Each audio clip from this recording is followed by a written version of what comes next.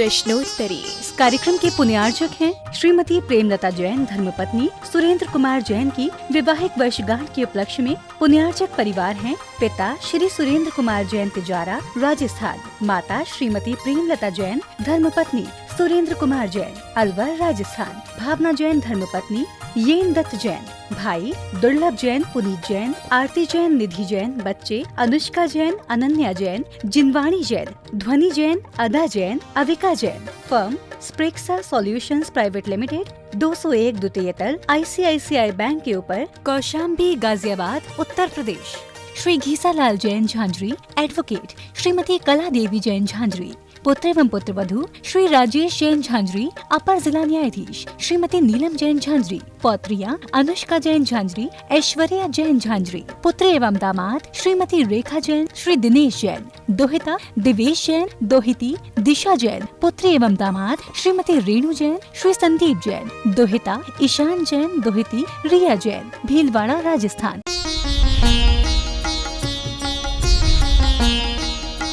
सुधा प्रश्नोत्तरी।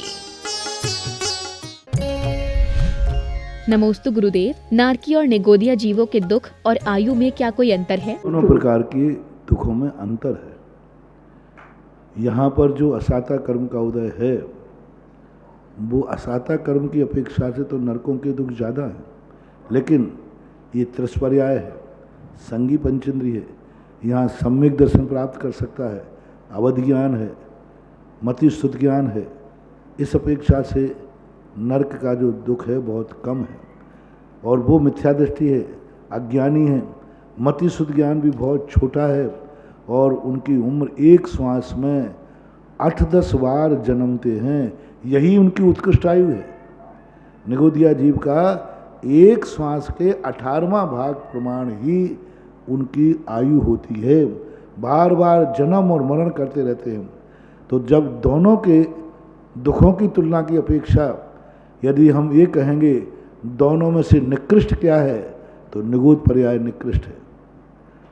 दोनों की तुलना करेंगे तो नरकों निगोद से नरक बेटर है, क्योंकि वहाँ सम्यक दर्शन हो सकता है।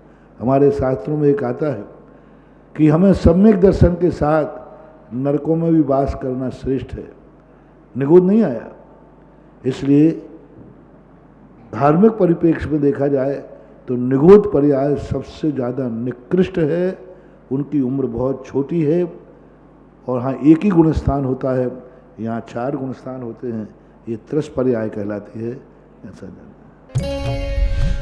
नमोस्तु गुरुदेव, ज्ञान आत्मा का अभिभागी गुण है। अगर किसी के ज्ञान का क्षयोपशम बहुत अच्छा हो तो क्या अगले भव में भी वही ज्ञान कायम रहेगा? ऐसा कुछ कह नहीं सकते। यदि वो देव आदि पर्याय को प्राप्त होते हैं तो वहाँ नया क्षयोपशम होता है, नया ज्ञान होता है।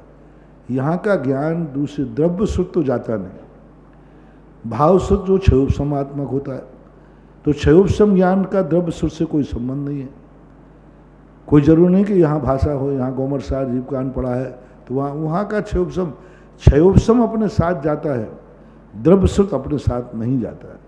इसलिए वहाँ क्षयोपशम होगा, वहाँ उस प्रकार का काम कर लेंगे। जैसे अपने पेट में स्थान से स्थानांतर तुम जाओगे तो यहाँ का भेजन वहाँ नहीं जाएगा, लेकिन पेट का क्षयोपशम है जठराग्नि पचाने का, तो यहाँ भोजन करोगे तो वो भी पचेगा, दूसरे देश का भोजन करोगे तो वो भी पचेगा। जठराग्नि का काम है पचाना। इसी प्रकार क्षयोपशम का काम है, यहाँ जिस प्रकार के ग्रंथ थे वो पढ़े, वहाँ जाने के बाद उनको दूसरे प्रकार का ग्रंथ मिलेगा, भगवान की वाणी मिलेगी, भगवान की दिव्य धुनी सुनेंगे, तो उसको पकड़ने का क्षयोपशम आ जाएगा। उनसे यही पूछोगे, यही का यही याद रहेगा ज्यों का त्यों, ऐसा नियम नहीं है। लेकिन अवध ज्ञान के माध्यम से वे अपने पूर्व ज्ञान को जान सकते हैं, और उसको स्मरण करके वो सोच सकते हैं मुझे ये भी ज्ञान था। नमोस्तु गुरुदेव, दशलक्षण पूजा में पहले कौन से धर्म का अर्घ्य चढ़ाना चाहिए, सत्य धर्म का या शौच धर्म का? किसी की पूजा को बदलने का अधिकार नहीं। पूजा लिखने वाले ने सत्य को पहले लिखा, ध्यानत राय की है, उन्होंने सत्य को पहले बनाया, सोच को बाद बनाया। तो अब जो कागज में लिखा है वो बाँच देते हैं, लेकिन सभी शास्त्रों के अनुसार जब अपन को ये प्रमाण मिल गया है उज्ज्वल उमा स्वामी महाराज का। उमा स्वामी महाराज ने जब शौच को पहले स्वीकार किया, टीकाकार शौच को पहले स्वीकार कर रहे हैं, तो हमें उन पूजाओं को भी सुधार लेना चाहिए, क्योंकि हर विद्वान अंत में कह देता है सुधि सुधार पढ़ो सदा। इसलिए कल से शौच को पहले कर देना, सत्य को बाद में करना। नमोस्तु गुरुदेव, कर्म भूमि और भोग भूमियों में क्या जघन्य या उत्कृष्ट आयु से कम या ज्यादा आयु का बंध हो सकता है? कृपया समाधान करें। कर्म भूमि के मनुष्य त्रियंज को एक पूर्व कोटि से एक समय से अधिक की आयु बनती ही नहीं, एक समय भी अधिक नहीं बनेगी, बनती ही नहीं, लास्ट सीमा है। फिर वो यदि इससे अधिक बांध देगा तो फिर उत्कृष्ट आयु कैसे कही जाएगी? एक बात। भोग भूमि के अंदर भी नियत कर दिया कि एक पल से कम नहीं और 3 पल से ज़्यादा नहीं। वहाँ 3 आयु है, मध्य की कोई आयु ही नहीं है। कोई 1.5 पल बांधेगा ही नहीं, 1.25 पल बांधेगा ही नहीं, वहाँ है ही नहीं। देवों में की अवस्था अलग है। भोग भूमि के संबंध में स्पष्ट पूज्यवर नेमी चंद आचार्य महाराज ने त्रिलोक सार में कहा, इनकी जघन उत्कृष्ट आयु नहीं होती है। शाश्वत भोग भूमियों की बता रहा हूँ।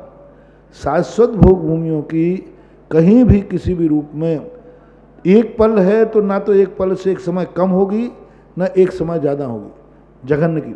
मध्यम शाश्वत भूमियों में 2 पल है तो 2 ही पल है, 2.5 पल नहीं हो सकती। मध्य की आयु होती ही नहीं वहाँ पर। अब जो अशाश्वत भोग भूमियाँ हैं, जैसे अपने यहाँ पर जो भूमि है, तो पहले काल की 3 पल है तो वहाँ 3 पल से जघन मध्यम नहीं होगी, मध्य के काल में भी जघन मध्यम नहीं होगी। तृतीय काल जो आता है उसमें उत्सर्पणी और सर्पणी में घटते बढ़ते का प्रभाव होता है। जैसे तीसरे काल में कुलकरों की उत्पत्ति हुई तो सभी कुलकरों की आयु जघन्य की थी, 1 पल होना चाहिए थी, लेकिन कुछ कुलकरों की आयु पल के 8वां भाग प्रमाण थी, किसी की आधा पल थी, किसी के पल के असंख्यात भाग थी। तो ये हुंडा और सर्पणी, या कहना चाहिए अवसर्पणी उस प्रकार में जो अस्थायी भोग भूमियाँ हैं उनमें तो ये व्यवस्था है, लेकिन उनकी भी वो रहेगी असंख्यात वर्षीय आयु। नाभि राय के पहले आदि जो हैं वो जो कर्म भूमि की व्यवस्था में नहीं आए, जैसे ऋषभदेव भली तीर्थी काल में जन्म गए, भोग भूमि का काल है तीसरा काल, लेकिन उस समय सारी कर्मों की व्यवस्था बनी, पूर्व कोटि के अंदर ही अंदर उनकी उम्र रही। तो ऐसा व्यवस्था बना। शाश्वत भोग भूमियों में वो कहीं भी उत्पन्न नहीं होगा, क्योंकि आयु बनती ही नहीं इससे। अब 33 सागर की आयु है सरवार सिद्धि की, अब तुम कहो कोई 34 की बांध लेवे तो बंदेगी ही नहीं, क्योंकि नियम है। भोग भूमि में ना तो मध्यम आयु होती है ना जघन आयु होती है, वहाँ एक ही आयु होती है। स्वर्गों में ये व्यवस्था है, एक एक समय की आयु है। जैसे मान लो पहले स्वर्ग की आयु 2 सागर है, तो उसकी 2 सागर किसी की 1 समय अधिक है, किसी की 2 समय अधिक है, किसी की 2 मिनट ज़्यादा है, किसी की 1 दिन ज़्यादा है, किसी की 4 दिन ज़्यादा है। स्वर्गों में ये व्यवस्था है, नरकों में ये व्यवस्था है। जैसे मान लो पहले नरक की आयु 1 सागर है, तो दूसरे नरक में जाते ही व्यक्ति की किसी की 1 समय 1 सागर, 2 समय, 3 समय, 2 मिनट, 4 मिनट, तो उनमें तो है। लेकिन भोग भूमि में ऐसे मध्यम जघन कोई भी भेद नहीं है, वहाँ एक ही प्रकार की आयु बंद होती है शाश्वत भोग भूमियों में। नमोस्तु गुरुदेव, आचार्य श्री विद्यासागर जी महाराज के दोहे, पानी भरते देव है वैभव होता दास, मृग मृगेंद्र मिल बैठते देख दया का वास, का क्या तात्पर्य है? पानी भरते देव हैं वैभव होता दास, मृग मृगेंद्र मिल बैठते देख दया का वास। यानी इनका ये है, जहाँ दया वास का वास होता है वहाँ देवता भी आकर पानी भरते हैं, यानी देवता भी सेवा करते हैं जहाँ दया भाव है। और दया भाव देखा भी जाता है, पारसनाथ के देख लो ना, जहाँ उन्होंने दया भाव किया था तो देव से धर्मन पद्मावती आकर के भी उनकी सेवा कर रहे हैं। वैभव होता दास, उनका सारा वैभव उनका दास हो जाता है। मृग मृगेंद्र मिल बैठ देख दया, यानी मृग और मृगेंद्र दोनों एक साथ बैठते हैं। किसके कारण से? दया के कारण से। यदि मृगेंद्र में भी दया आ जाए तो वो भी मृग के साथ बैठ जाता है। नमोस्तु गुरुदेव, हम जानते हैं कि क्रोध और कषाय दुर्गति का कारण है, तो फिर क्या कारण है कि निमित्त मिलने पर बार बार गलती करते हैं? दो कारणों से होता है, एक तो प्रमाद के कारण और एक अविरति के कारण। प्रमाद और एक अविरति, ये दो चीज़ें ऐसी हैं जो हमें कषाय को बढ़ावा देते हैं। और प्रमाद और अविरति किसी कर्म से नहीं, हम चाहें तो उस पर कंट्रोल कर सकते हैं। सबसे बड़ा प्रमाद होता है यूँ हम किसी को सावधान रहना नहीं चाहते। आज कोरोना के लिए कितना सब लोग समझा रहे हैं, तुम्हारे मोबाइल पे बातें आ रही हैं, ये तो परमार्थ की बातें हैं। आप जिंदगी की बातें देख लो ना, तुम्हारे हर मोबाइल पर बोल रहे हैं कि सब लोग सावधान रहें, सब लोग कम से कम एक दूसरे से सामूहिक जहाँ स्थान हो 6 फीट दूर रहें, 2 गज दूर रहें। सब सुन रहे हैं, उसके बावजूद भी सब पास पास बैठते। देखो अभी भी सब लोग बैठे, सब पास पास बैठे, और सबके पास मोबाइल है, और सब ने कहा 2 गज के दूर पर रहें। अब ये सब सुन रहे हैं, सबको मालूम है, फिर भी सबको मालूम है कि सबको मास्क लगाना चाहिए। कितने लोग लगा रहे हैं? सब जान रहे हैं, इतना सावधान किया जा रहा है, डॉक्टर, सरकार, महाराज सब सावधानी कर रहे हैं, लेकिन कौन सावधान रह रहा है? क्या है ये? कर्म का उदय? ये कर्म का उदय नहीं कहलाता, ये प्रमाद कहलाता है। इसमें कर्म का उदय नहीं है। बोला आज हमारे कर्म का उदय है, अब क्या करें? कर्म का उदय नहीं है। मार्क्स नहीं लगाना, ये भी कर्म का उदय है। कर्म ने कह दिया तू मार्क्स मत लगाना, कर्म कहता है नहीं तू तो चिपक के ही बैठना। ऐसा कौन सा कर्म है? चिपका बरनी। चिपका बरनी कर्म का कौन सा उदय है कि नहीं तुम तो जाके बिल्कुल पास में चिपक के ही बैठना? ऐसा कौन सा कर्म है? मैंने तो कर्म पढ़ा नहीं भाई। ये प्रमाद कहलाता है, जान गया। दूसरा अविरति कहलाती है। जब अविरत परिणाम व्यक्ति के होते हैं, उस अविरति के कारण से ऐसे परिणाम होते हैं। इसलिए प्रमाद और अविरति को यदि हम जीत लें तो कषायों को भी जीत सकते हैं। नमोस्तु गुरुदेव, कहा जाता है कि मन की सरलता ही आर्जव धर्म है, जबकि आर्जव आत्मा का गुण है। तो आर्जव धर्म मन की सरलता है या आत्मा की सरलता? पहले दिन हमने स्पष्ट कहा था, ये जो 10 लक्षण आत्मा के गुण नहीं है, आत्मा का गुण है धर्म, और ये धर्म के लक्षण है। अब लक्षण है, इनको 10 लक्षण कहा जाता है। धर्म के 10 लक्षण हैं, ये धर्म नहीं है, धर्म लक्षण है। आत्मा का स्वभाव धर्म है, स्वभाव को ही धर्म बोलते हैं। जैसे ज्ञान का हम जानना है, ये ज्ञान का लक्षण, ज्ञान का गुण है। लेकिन क्या जानना, क्या जानना, ये लक्षण धर्म का लक्षण है। आत्मा का धर्म है जानना। अब क्या जानना है? दुश्मन को जानना, कि मित्र को जानना, हे को जानना, कि उपादेय को जानना, ये कहलाता है लक्षण। तो धर्म के लक्षण है ये। आर्जव आदि आत्मा का लक्षण नहीं है, आत्मा का स्वभाव नहीं है, क्योंकि आत्मा कभी टेढ़ी नहीं हुई, आत्मा कभी वक्र होती ही नहीं है। वो तो एक प्रकार का जैसा सांचा मिलता है वैसा ढल जाता है। जब हम बुरा सोचते हैं तो ज्ञान बुरा सोचना, ज्ञान को बुरा जाना। हमारी आत्मा का जो परिणाम बनता है, वह परिणाम जो है, कभी हमारे आत्मा का स्वभाव तो जानना देखना है, लेकिन जब वह आज जिससे जानता देखता है वो ज्ञान दूसरे से प्रभावित है तो हमें उल्टा जमाता है। हमारा काम देखना है, लेकिन चश्मा हरे रंग का लगा है तो आँख हरा दिखाएगी। हमारा देखने नहीं चाहते थे। तो जो इंद्रियां, कर्म ये हैं, ये हमारे ज्ञान को आवरण करते हैं। आत्मा का कोई आवरण है ही नहीं। आत्मावरणी नाम का कोई कर्म नहीं है। ज्ञानावरणी है, दर्शनावरणी है, और जो अंतराय है वो भी गुणों गुणा। आत्मावरणी नाम का कोई कर्म नहीं है, क्योंकि आत्मा का आवरण होता ही नहीं है। आत्मा का आवरण कोई कर्म ही नहीं सकता। आत्मा को करना तो आत्मा नाश को प्राप्त हो जाए। आत्मा जिनके माध्यम से कार्य करता है, कर्म उन पर आवरण करता है। आत्मा ज्ञान के माध्यम से जानता है तो कर्म कहता है इसके ज्ञान को उल्टा कर दो, जानेगा लेकिन उल्टा जानेगा। मोहिनी कर्म कहता है इसके ज्ञान को मिथ्या कर दो। और जब ज्ञान को मिथ्या हो जाएगा तो आत्मा ज्ञान के माध्यम से ही जानती है, तो आत्मा को उल्टा जानने में आएगा। जैसे हमने कहा ना, हम देखना चाहते हैं लेकिन चश्मा हरे कलर का है, अब आंख हरा कलर दिखाएगी। आत्मा हरा कलर देखना नहीं चाहती, लेकिन आंख पे चश्मा चढ़ा दिया किसी ने तो हरा कलर। इसी प्रकार उत्तम, क्षमा, मार्दव, आर्जव, ये हमारे धर्म के लक्षण हैं। और धर्म किसके निमित्त से उत्पन्न होता है? मन से, वचन से, काय से, उपयोग से। हमारे यहाँ दो प्रकार का धर्म है, योगात्मक और उपयोगात्मक। योगात्मक जो धर्म है या योगात्मक जो अधर्म है वह सांसारिक व्यवस्थाओं से, यदि हमारा मन वचन काय सरल है तो संसार की व्यवस्था अच्छी बनेगी, पुण्य का बंध होगा। योगात्मक धर्म। जब आज के समय पर हमें योगात्मक धर्म की आर्जव की जरूरत है, जैसे आज प्रातःकाल मैंने कहा, छल कपट तुम्हें करना है तो करो, तुम छोड़ भी नहीं सकते, लेकिन माँ बाप से छल कपट मत करना, गुरु से छल कपट मत करना, भगवान से छल कपट मत करना। तुम उनसे छल कपट फिर भी करो जो तुम्हारे छल कपट को नहीं पकड़ पाए, लेकिन उनसे छल कपट मत करो जो सर्वज्ञ है, भगवान है। उनके सामने हम छल पकड़, हम पीठ पीछे उनके कहते भगवान थोड़ी बैठा है, अरे वो तो सर्वज्ञ है।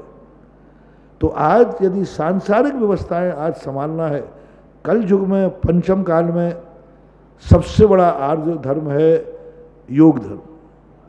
योग धर्म में हमारी सामाजिक व्यवस्था बनती है, हमारी पाराग व्यवस्था बनती है। अब ये उपयोगात्मक आर्जव धर्म होता है। उपयोग में सरलता, और उपयोग की सरलता का अर्थ ये है सम्यक दर्शन, ज्ञान, चारित्र तीनों एक धारा में आ जाए। जैसी श्रद्धा वैसा ज्ञान, जैसा ज्ञान वैसा चारित्र, यह है उपयोग का आर्जव धर्म। उपयोग की सरलता का धर्म है। आत्मा तो हमेशा कोई करता धरता तो आत्मा है ही नहीं। इसलिए जो यहाँ योग और उपयोग की तरफ से आप कह सकते हैं, जब हम विशेष धर्मात्मा लोग स्वाध्याय करेंगे तो योगात्मक आर्जव धर्म की चर्चा नहीं करेंगे। मुनि महाराज जब भी आर्जव धर्म की चर्चा करेंगे तो उपयोगात्मक करेंगे, क्योंकि योगात्मक आर्जव धर्म तो उनका संकल्प है।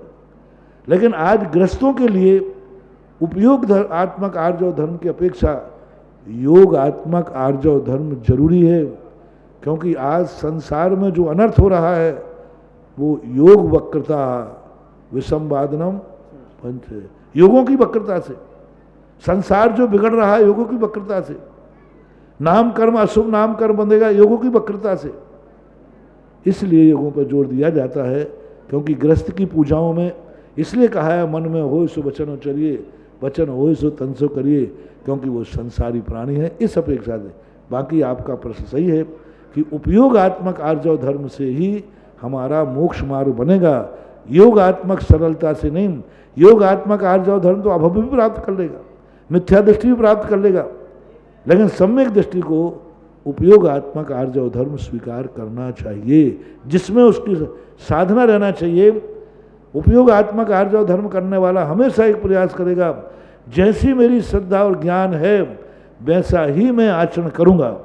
जब सम्यक दृष्टि को ये भाव आने लग जाए कि जैसी मेरी श्रद्धा है वैसा ही मेरा आचरण होगा, जैसा मेरा ज्ञान है वैसा ही आचरण होगा, ऐसे भाव जब बनते हैं तो उपयोगात्मक आर्जव धर्म कहलाता है। नमोस्तु गुरुदेव। जमीकंद अंधकार में पलते हैं और इन्हें खाने से अंधकार ही मिलेगा, इसका क्या आशय है? अंधकार का जमीन के अंदर अंधकार ही होता है, गंदगी होती है, कीचड़ होता है, दलदल होता है, ऑक्सीजन की कमी होती है, सभी चीज़ तो मान लीजिए। अब अंधकार के फलों में नीचे तो अंधकार ही है जमीन के अंदर, और ऊपर प्रकाश है, ऑक्सीजन है, शुद्ध वायु है, तो प्रत्यक्ष रूप से देखने में आ रहा है।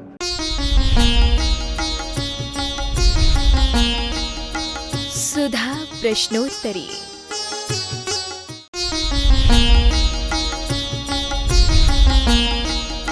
सुधा प्रश्नोत्तरी। इस कार्यक्रम के पुण्यार्जक थे श्रीमती प्रेमलता जैन, धर्मपत्नी सुरेंद्र कुमार जैन की वैवाहिक वर्षगांठ के उपलक्ष्य में पुण्यार्जक परिवार हैं पिता श्री सुरेंद्र कुमार जैन तिजारा, राजस्थान, माता श्रीमती प्रेमलता जैन, धर्मपत्नी सुरेंद्र कुमार जैन, अलवर, राजस्थान, भावना जैन, धर्मपत्नी येन दत्त जैन, भाई दुर्लभ जैन, पुनीत जैन, आरती जैन, निधि जैन। बच्चे अनुष्का जैन, अनन्या जैन, जिनवाणी Jain, Dhwani Jain, Ada Jain, Avika Jain. Firm Spreksa solutions private limited, 201 द्वितीय तल, ICICI बैंक के ऊपर, कौशाम्बी, गाजियाबाद, उत्तर प्रदेश।